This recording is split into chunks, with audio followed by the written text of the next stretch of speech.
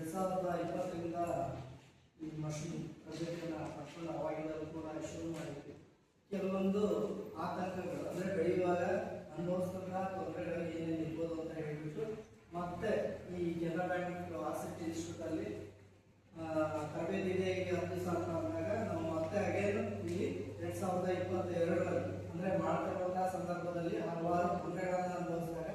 ಮತ್ತೆ ಏನೆಲ್ಲ ಬೇರೆ ರೀತಿಯಾದಂತಹ ಒಂದು ನಮಗೆ ಇಲ್ಲಿ ಸಿಗ್ಬೋದು, ಕಲಿಕೆ ಸಿಗ್ಬೋದು ಅಂತ ಹೇಳ್ಬಿಟ್ಟು ಈ ಒಂದು ಆಸಕ್ತಿಗೆ ಬಂದು ನಾವು ತೀರಾ ದೂರದವರೇ ನಾವು ಇಲ್ಲೇ ಚನ್ನಪಟ್ಟಣದವರು ಮತ್ತೆ ಹೇಗೆ ಮಾಡಬಹುದು ಅಂತ ತಿಳ್ಕೊಳ್ಳೋದಕ್ಕೆ ಬಂದು ಇಲ್ಲೂ ಕೂಡ ಅದರ ಮಾರ್ಗದರ್ಶನವನ್ನು ಪಡ್ಕೊಂಡು ನಾವು ಮತ್ತೆ 2020ರಿಂದ ಕಂಟಿನ್ಯೂ ಮಾಡ್ತಿದ್ದು. ನಾವು ಇಲ್ಲಿ ಬಂದಾಗ ಕೂಡ ನಾವು ಅನುಭವವನ್ನು ಪಡ್ಕೊಂಡೇ ಬಂದಂಥವ್ರು. ಮತ್ತೆ ಇಲ್ಲಿ ಕೂಡ ಬೇರೆ ರೀತಿಯಾದಂತಹ ಅನುಭವವನ್ನು ಪಡ್ಕೊಂಡು ಮತ್ತೆ ನಾವು ಮಶ್ರೂಮನ್ನು ಶುರು ಮಾಡೋದು.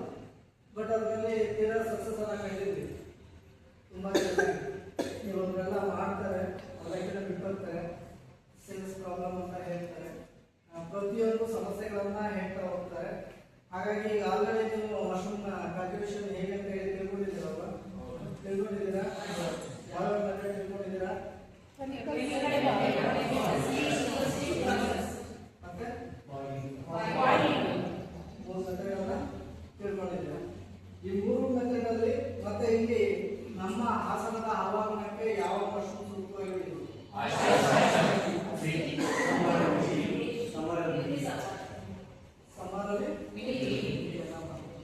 ಆದ್ರೆ ನಾವು ಈ ಒಂದು 6 ವರ್ಷದಿಂದಲೂ ಕೂಡ ನಾವು ಆಯಿಸ್ಟರ್ ಅನ್ನ ಬಿಟ್ಟರೆ ಬೇರೆ ಯಾವ್ದನ್ನು ಕೂಡ ಬೆಳೀತಾರೆ.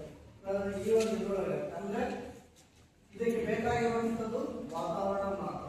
ಆಯಿಸ್ಟರ್ ಮಶ್ರೂಮ್ ಬೇರೆ ಯಾವುದೇ ತರಹದ ಕೆಮಿಕಲ್ ಅನ್ನ ಕೇಳೋದಿಲ್ಲ, ಇದು ಮಾಡೋದಿಲ್ಲ. ವಾತಾವರಣವನ್ನ ಅಂದ್ರೆ ಟೆಂಪರೇಚರ್ ಮತ್ತೆ ಹ್ಯೂಮಿಡಿಟಿಯನ್ನ ಕೊಟ್ಟರೆ ಅದು ವಾತಾವರಣಕ್ಕೆ ಅನುಗುಣವಾಗಿ ಮಶ್ರೂಮ್ ಬರ್ತಾ ಹೋಗುತ್ತೆ.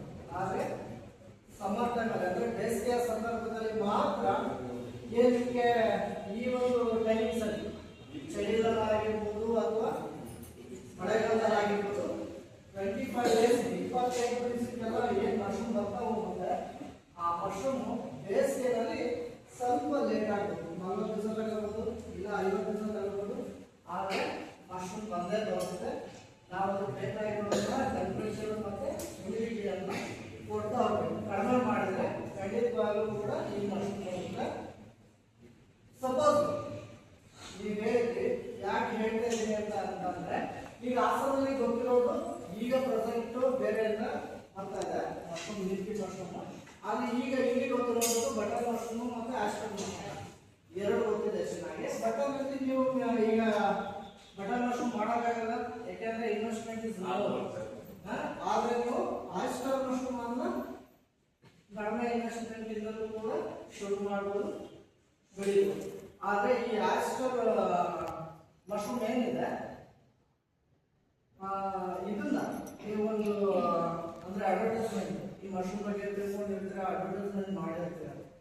ಬಟ್ ಸಡನ್ ಆಗಿ ನೀವು ಮಿಲ್ಕಿ ಮಾಡ್ಕೊಂತ ಹೇಳಿದ್ರೆ ಇದನ್ನ ಹೇಗೆ ಅವ್ರಿಗೆ ಇದು ಮಾಡ್ತೀರಾ, ಅಪ್ರೋಚ್ ಮಾಡ್ತೀರಾ? ಕನ್ಫ್ಯೂಸನ್ಸ್ ಇರುತ್ತೆ. ಯಾಕೆ ಕನ್ಫ್ಯೂಸನ್ಸ್ ಇರುತ್ತೆ ಅನ್ನೋದಕ್ಕೆ ಉದಾಹರಣೆ ಈ ಆಯಿಸ್ಟರ್ ಮಶ್ರೂಮ್ ಅಲ್ಲೇ ನಾವು ಮಾಡ್ತಿರೋದು ಇವಾಗ ಗ್ರೇ ಮಶ್ರೂಮ್. ಇದರಲ್ಲಿ ನಾವು ಇನ್ನೊಂದನ್ನ ಇಂಟ್ರೊಡ್ಯೂಸ್ ಮಾಡೋದು ಅಂದ್ರೆ ಗ್ರೇನಲ್ಲಿ ಪಿಂಕ್ ಅನ್ನ ಇಂಟ್ರೊಡ್ಯೂಸ್ ಮಾಡೋದು. ಸ್ಟಾರ್ಟಿಂಗ್ ಮಾರ್ಕೆಟಿಂಗ್ ಬಿಟ್ಟಾಗ ಏನಂತ ಗೊತ್ತಾ, ನೀವೆಲ್ಲ ಕುತ್ಕೊಂಡು ಪೇಂಟ್ ಹೊಡ್ಕೊಂಡು ಬಂದಿದ್ರ, ತಿಳಿದಿರೋರು ಕೂಡ ಎಜುಕೇಟೆಡ್ ಕೂಡ ಏನಂತಂದ್ರೆ ಈ ಪಿಂಕ್ ಮಶ್ರೂಮ್ ತಗೊಂಡ ತಕ್ಷಣನೇ ಇದಕ್ಕೆ ಪಿಂಕ್ಗೆ ಬಣ್ಣ ಹಾಕೊಂಡು ಬಂದಿದ್ದೀರಾ, ಅಟ್ರಾಕ್ಟಿವ್ ಕಾಣಿ ಅಂತ ಹೇಳ್ಬಿಟ್ಟು ಬಣ್ಣ ಹಾಕೊಂಡು ಬಂದಿದ್ದೀರಾ ಅಂತ ಹೇಳಿ. ಹಾಗಾಗಿ ನಿಮ್ಗೆ ಇಲ್ಲಿ ಎರಡೂ ಕೂಡ ಸಮಸ್ಯೆ ಇದೆ. ಯಾಕೆಂತಂದ್ರೆ ಈ ಮಶ್ರೂಮ್ ಅಂದ್ರೆ ಎಲ್ಲಾ ರೀತಿ ನೋಡಲ್ಲ, ಆ ಮಶ್ರೂಮ್ ಅದೊಂದೇ ನೋಡಿರುವಂಥದ್ದು. ಜನಗಳಿಗೆ ನೀವು ಹೊಸದಾಗೆ ಇದು ಮಾಡಿದಾಗ ಏನಾಗುತ್ತೆ ಅಂತ ಅಂದ್ರೆ ಮತ್ತೆ ಈ ಮಶ್ರೂಮ್ ಇಟ್ಟಾಕ್ ಬರಲ್ಲ. ನೀವು ಯಾವುದೇ ಬೆಳೆದ್ರು ಕೂಡ ಮಿಲ್ಕಿ ಆದ್ರೆ ಒಂದ್ ಸ್ವಲ್ಪ ಇರುತ್ತೆ, ಬಟ್ ನಿಮ್ಗೆ ಅದು ಕೂಡ ಸೇಲ್ ಆಗಲಿಲ್ಲ ಅಂತ ಅಂದ್ರೆ ಅದನ್ನ ಸ್ಟೋರ್ ಮಾಡೋದಕ್ಕೆ ಬರೋದಿಲ್ಲ, ಹೌದಲ್ವಾ? ಯಾಕೆಂತಂದ್ರೆ ಅದಕ್ಕೆ ಜನಗಳಿಗೆ ಅದನ್ನ ಅರಿವಿರಬೇಕು. ಈಗ ನೀವು ಹಾಸನ ಜಿಲ್ಲೆಯಲ್ಲಿ ಎಲ್ಲೇ ಕೂಡ ಮಾರಿ ಆರಾಮ್ಸೆ ಆಗಿ ಹೋಗ್ಬೋದು. ಆಯ್ತು. ಇವು ಬಟನ್ಗಳಲ್ಲೂ ಕೂಡ ಯಾಕೆಂದ್ರೆ ಬಟನ್ ಇವು ಪ್ರಚಲಿತದಲ್ಲಿದೆ, ಅದು ಆರಾಮ್ಸೆ ಹೋಗುತ್ತೆ. ಯಾಕೆಂದ್ರೆ ಗೊತ್ತಿರೋದೇ ಬಟನ್ ಮಷೀನ್ ಒಂದು ಅಂತ ಹೇಳಿದ್ರೆ. ಆದ್ರೆ ಈಗ ನಾವು 6 ವರ್ಷದಿಂದ ಎಲ್ಲರೂ ನಾವು ಇದು ಮಾಡಿರೋದ್ರಿಂದ ಈ ಐಸ್ಟರ್ ಮಷೀನ್ ಅನ್ನ ತಗೊಂಡ್ತಾರೆ. ಯಾರೇ ತಗೊಂಡ್ರು ಈ ಮಷೀನ್ ತಗೊಂಡ್ತಾರೆ ಐಸ್ಟರ್ ಮಷೀನ್, ಯಾಕೆಂದ್ರೆ ಅಷ್ಟು ಇದಿದೆ. ಅದರಲ್ಲಾಗಿ ಪಿಂಕ್ ಅಂತ ಹೇಳ್ತಾರೆ, ಇದು ರೇರ್. ಕೆಲವೊಂದು ವ್ಯಕ್ತಿಗಳು ಮಾತ್ರನೇ ಇದ್ರ ಬಗ್ಗೆ ಗೊತ್ತಿರೋಂಥವ್ರು ಇದು ಮಾಡಿ ಈ ಪಿಂಕ್ ಮಷೀನ್ ಅನ್ನ ತಗೊಂಡ್ತಾರೆ. ಇವಾಗ ನಾವು 10 kg ಇದನ್ನಾಗಿದ್ರೆ ಪಿಂಕ್ ಕಲರ್ 2 kg ಮಾತ್ರ ಸಿಗ್ತದೆ.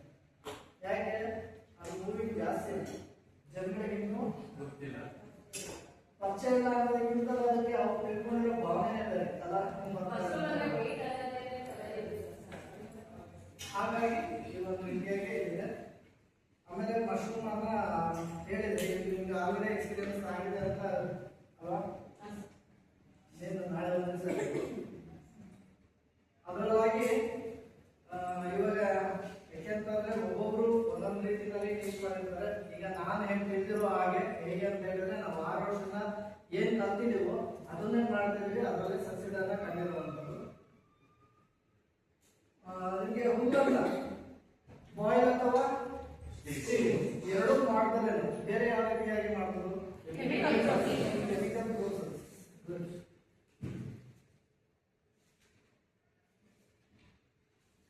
ಇವಾಗೆಲ್ಲ ಕೆಮಿಕಲ್ ತಿಂದು ಹೇಗಾಗ್ತದೆ ಗೊತ್ತಿದ್ದಲ್ಲ. ನಾವು ಇವತ್ತು ಅದನ್ನ ಮಾಡ್ತೀವಿ, ಮತ್ತೆ ನಾಳೆ ತಗೊಂಡೋಗಿ ಹಾಸ್ಪಿಟಲ್ಗೆ ಹೋಗ್ತೀವಿ. ಅದಕ್ಕೆ ಆಸ್ಪತ್ರೆಗಳು ಜಾಸ್ತಿ ಇದೆ. ಇದರಿಂದ ಹೊರತುಪಡಿಸಿ ನಾವೇನಪ್ಪ ಮಾಡೋದು?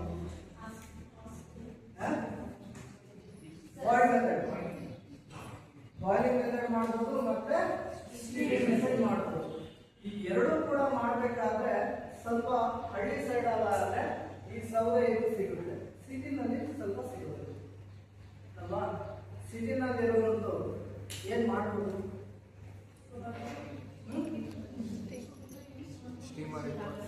ಸೋಲಾರ್ ವಾಟರ್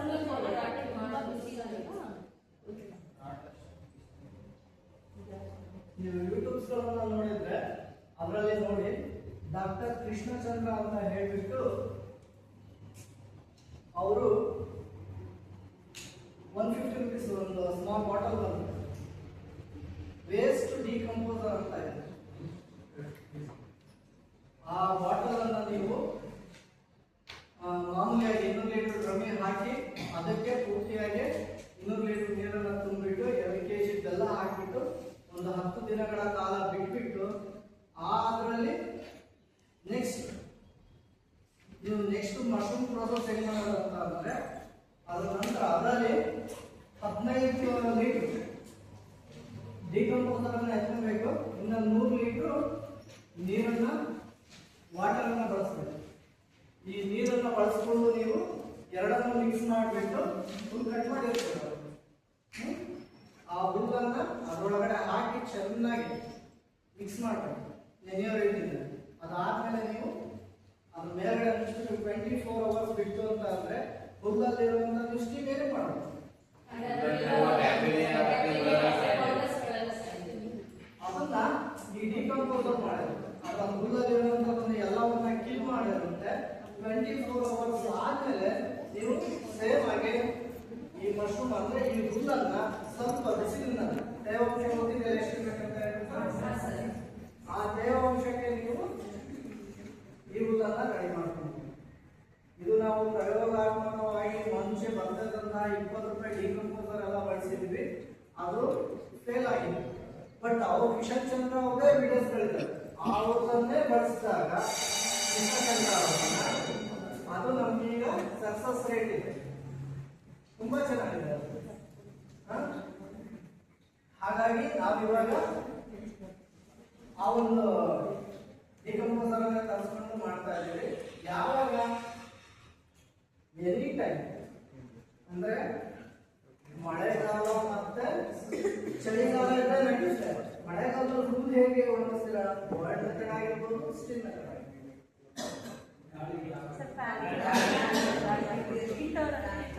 ನಾವು ಮಳೆಗಾಲದಲ್ಲಿ ನಾವು ಎಷ್ಟೆಷ್ಟು ದಿವಸ ಅನುಭವಿಸಿದ್ವಿ ಅಂತಂದ್ರೆ 3 ದಿವಸ 4 ದಿವಸ ಬಿಟ್ಟು ಫುಲ್ ಬಾಯ್ಲ್ ಮಾಡಿರುವಂತದ್ದು ಅಲ್ಲ ಸರ್, ಸ್ಟೀಮ್ ಮೆಥಡ್ ಅಲ್ಲಿ ಬೇಯಿಸಿದ್ರು ಕೂಡ 3 ದಿವಸ 4 ದಿವಸ ಟಾರ್ಪಲ್ ಹಾಕಿದ್ರು ಕೂಡ ಹುಲ್ಲು ಆಗೋದಿಲ್ಲ ಮಳೆಗಾಲದಲ್ಲಿ.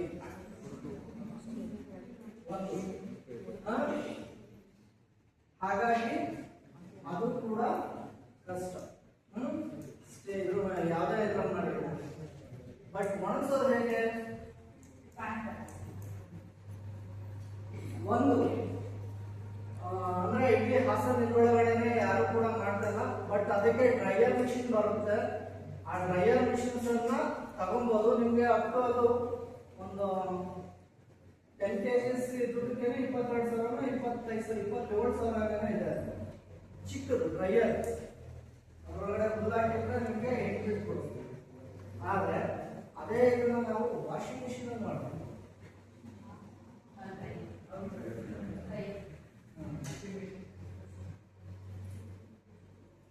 ಕೇಳಿದ್ರಾ? ವಾಷಿಂಗ್ ಮಿಷಿನ್ ನಲ್ಲಿ ನಾವು ಯಾವುದೇ ಕಾಲದಲ್ಲಾದ್ರೂ ಕೂಡ, ಯಾಕೆಂದ್ರೆ ಮಳೆಗಾಲದಲ್ಲಿ ನೀವು ಯಾವುದೇ ಕಾರಣಕ್ಕೂ ನೀವು ಯಾವುದೇ ಮಾಡಿ ಸ್ಟೀಮಿಂಗ್ ಮಾಡಿ ಅಥವಾ ಕೆಮಿಕಲ್ ಮೆಥಡ್ ಮಾಡಿದ್ರು ಕೂಡ ಸ್ವಲ್ಪ ಕಷ್ಟ. ಅದಕ್ಕೆ ನಾವು ಇಲ್ಲಿ ಒಂದು ಡ್ರೈಯರ್ ವಾಷಿಂಗ್ ಮಿಷಿನ್ ಅನ್ನ ತಗೊಂಡಿದ್ವಿ. ಅದರಲ್ಲಿ ಒಣಗಿಸಿ, ಅಂದ್ರೆ ಅದು ಆ ಪ್ರೋಸೆಸ್ಗೆ ನಮಗೆ ಗೊತ್ತಾಗಿದೆ, ಅನುಭವ ಆಗಿದೆ. ಅದ್ರ ಮುಖಾಂತರ ನಾವು ಅದನ್ನ ಮಾಡ್ಕೊಂಡು ಹೋಗ್ತಾ ಇದ್ದೀವಿ. ಹಾಗಾಗಿ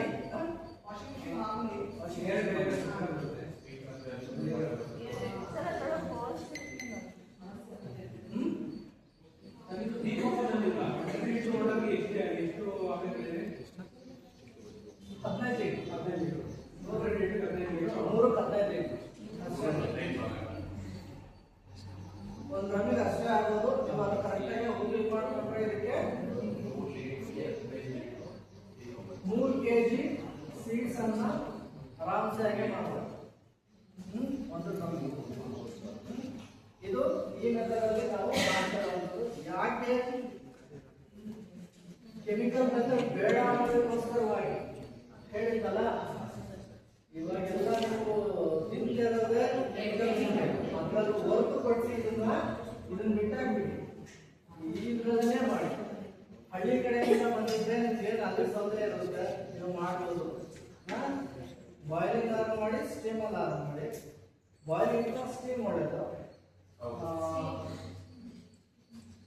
ಇದರಲ್ಲಿ ಬಾಯ್ಲ್ ಅಂತ ಅಂದ್ರೆ ನೀರನ್ನು ಹಾಕಿ ಕೂಡ ಮಾಡ್ಬೋದು. ಯಾವಾಗ ಮಾಡ್ಬೋದು? ಬೇಸಿಗೆ ಕಾಲದಲ್ಲಿ ಬೇಗ ಹೀಟ್ ಆಗುತ್ತೆ, ಅವಾಗ ಹುಲ್ಲು ಕೂಡ ಬೇಗ ಸ್ಟೆಬಿಲೈಸೇಷನ್ ತುಂಬಾ ಚೆನ್ನಾಗಾಗುತ್ತೆ. ಮಳೆಗಾಲದಲ್ಲಿ ಮತ್ತೆ ಇದು ಟೈಮಿಂಗ್ಸ್ ಅಲ್ಲಿ, ಚಳಿಗಾಲದಲ್ಲಿ ನೀವು ಒಲೆ ಕಸೋದಕ್ಕೇನೆ ಅರ್ಧ ಗಂಟೆ ಮುಕ್ಕಾಲು ಗಂಟೆ ಬೇಕಾಗುತ್ತೆ. ಅವಾಗ ನೀವು ಹುಲ್ಲು ಬೇಯಿಸ್ಬೇಕಂದ್ರೆ ಇನ್ನೂ ಒಂದು 2 ಅವರ್, 1 ಅವರ್ ಅಂತ ಹೇಳಿರ್ತೀವಿ, 2 ಅವರ್ ಬೇಯಿಸ್ಬೇಕಾಗುತ್ತೆ. ಹಾಗಾಗಿ ಈ ಸ್ಟೀಮ್ ಮೆಥಡ್ ನಿಮಗೆ ಬೇಕಾಗುತ್ತೆ ಆ ಟೈಮಿಂಗ್ಸ್ ಅಲ್ಲಿ. ಯಾಕೆಂದ್ರೆ ಒಂದು ಡ್ರಮ್ಮಿಗೆ 25 ನೀರು ಹಾಕಿದ್ರೆ 25 ನೀರು ಕಾಯೋದಕ್ಕೆ ಬೇರೆ ಮತ್ತೆ ಸ್ಟೀಮಿಂಗ್ ಕೂಡ ಬೇಗ ಆಗುತ್ತೆ. ಬಾಯ್ಲ್ ಮೆಥಡ್ ಬಿಸಿಲು ಬೇಸಿಗೆಯಲ್ಲಿ ಬೇಕಾದ್ರೆ ಮಾಡ್ಕೊಬೋದು ಬಾಯ್ಲ್ ಮೆಥಡ್. ಯಾಕಂದ್ರೆ ನೀವು ವಾಟರ್ ಹಾಕಿದ್ರು ಕೂಡ ಬೇಗ ಒಲೆನೂ ಕೂಡ ಚೆನ್ನಾಗಿ ಬೆಳೆಯುತ್ತೆ. ಹಾಗಾಗಿ ಇದನ್ನು ಮಾಡ್ಕೊಬೋದು ಬೇಸಿಗೆ. ಬಟ್ ಮಳೆಗಾಲ ಮತ್ತೆ ಚಳಿಗಾಲದಲ್ಲಿ ಈ ಸ್ಟೀಮ್ ಮೆಥಡ್ ಮಾಡೋದು ತುಂಬ. ಯಾಕಂತಂದ್ರೆ ಈ 3 ಕೂಡ ನಾವು ಮಾಡ್ತಾ ಹೋಗ್ತಾ ಇದ್ದೀವಿ. ಯಾವ್ದು ಬೆಟರ್. ಅದೇ ಆಯಾ ಕಾಲಕ್ಕೆ ಅನುಗುಣವಾಗಿ ನಾವು ಚೇಂಜ್ ಮಾಡ್ತಾ ಇದ್ದೀವಿ.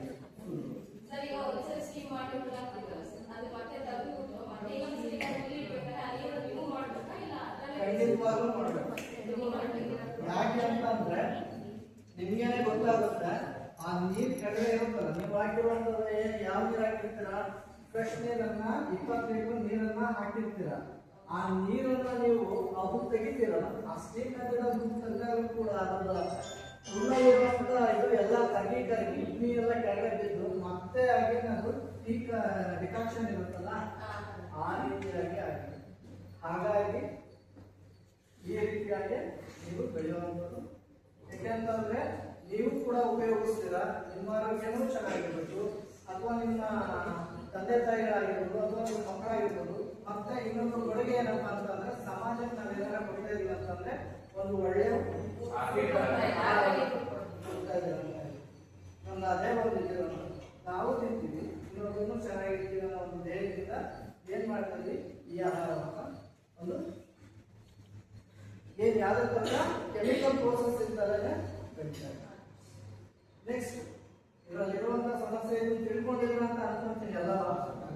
ನಾನು ಮೇನ್ ಆಗಿ ಹೇಳಿದ್ದೀನಿ, ಯಾಕಂದ್ರೆ ನಿಮ್ಗೆ ಆಲ್ರೆಡಿ ಇವಾಗ 9 ದಿವಸದ ಕ್ಲಾಸಸ್ ಆಗಿದೆ. ಮೇಜರ್ ಆಗಿ ಬಂದು ನಿಮಗೆ ಎಲ್ಲರೂ ಕೇಳುವಂಥದ್ದು sir marketing marketing marketing marketing.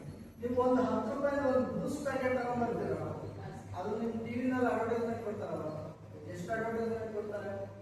ಅಡ್ವರ್ಟೈಸ್ಮೆಂಟ್ಗೆ ಅದು 10 ರೂಪಾಯಿ ಪ್ಯಾಕೆಟ್, ಅದು ಎಷ್ಟು ಇದಾಗಿರುತ್ತೆ, ಕಾಸ್ಟ್ ಎಷ್ಟು ಬಿದ್ದಿರ್ತಾರೆ ಅಲ್ವಾ? ಯಾಕೆ ಅಂತಂದ್ರೆ ಅವರು ಒಂದು ಉದ್ಯಮವನ್ನ ಸ್ಥಾಪನೆ ಮಾಡಿರ್ತಾರೆ, ಅವರು ಇದಕ್ಕೆ ಹೋಗ್ತಾ ಇರ್ತಾರೆ. ಹಾಗಾಗಿ ಅವ್ರು ಅಡ್ವರ್ಟೈಸ್ ಮಾಡಲೇಬೇಕು. ಆ ಅಡ್ವರ್ಟೈಸ್ಮೆಂಟ್ಗೆ ಸಾಕಷ್ಟು ಖರ್ಚು ಮಾಡ್ತಾರೆ. 10 ರೂಪಾಯಿ ಪ್ಯಾಕೆಟ್ ನೀವು ನೋಡ್ತಿಲ್ಲ ಅಡ್ವರ್ಟೈಸ್ಮೆಂಟ್. ಅಂಥದ್ರಲ್ಲಿ ಇವಾಗ ನಮ್ಮ ಮಶ್ರೂಮ್ ಎಲ್ಲವೂ ಕೂಡ ರೇಟ್ ಜಾಸ್ತಿ ಆಗಿರೋದ್ರಿಂದ ನಾವು ಕೂಡ 350 ರೂಪಾಯಿ ಮಾಡಿದ್ದೇವೆ ಕೆಜಿ ಮಶ್ರೂಮ್ ಅನ್ನ.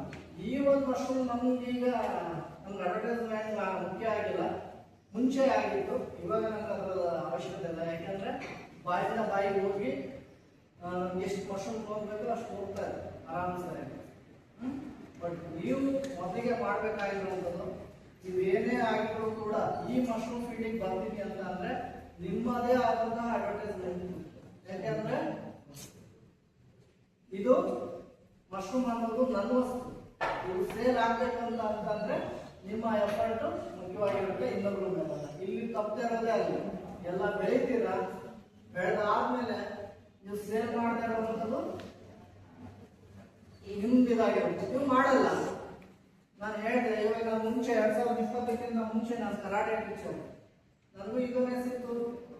ನಾನು ಹೋಗಿ 1 kg ಮಶ್ರೂಮ್ ತಗೊಳ್ಳಿ ಅಂತ ಹೇಳ್ಬಿಟ್ಟು ಇನ್ನೊಬ್ಬರಿಗೆ ಅಡ್ಜಸ್ಟ್ ಮಾಡ್ಬೇಕಂತ ಹೇಳ್ಬಿಟ್ಟು ಮಾಡಲೇಬೇಕಾಯ್ತು, ಅನಿವಾರ್ಯತೆ. ನಾನು ಈಗ ಈ ಫೀಲ್ಡಿಗೆ ಇಳಿದಿದ್ದೀನಿ, ಮಶ್ರೂಮ್ ಫೀಲ್ಡಿಗೆ. ಆ ಮಶ್ರೂಮ್ ಮಾಡ್ಬೇಕಂತ ಸೇಲ್ ಮಾಡ್ಬೇಕಂದ್ರೆ ನಾನು ಮಾಡಲೇಬೇಕಾಗಿತ್ತು, ಅನಿವಾರ್ಯತೆ.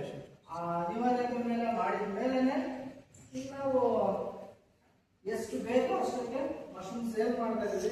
ಇನ್ನು ನಮಗೆ ಕೊಡೋದಕ್ಕೆ ಆಗ್ತದೆ, ತುಂಬಾನೇ ಬೇಡಿಕೆ ಇದೆ.